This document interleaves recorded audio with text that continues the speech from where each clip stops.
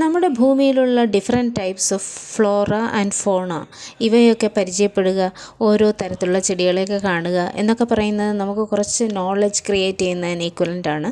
അപ്പോൾ നമ്മൾ ഈ കാണുന്ന ചെടി എന്ന് പറയുന്നത് ഒരു ലില്ലി വെറൈറ്റിയിൽപ്പെട്ട ചെടിയാണ്. ഇതിൻ്റെ പേരാണ് ബ്ലാക്ക് ക്രെനം ലില്ലി.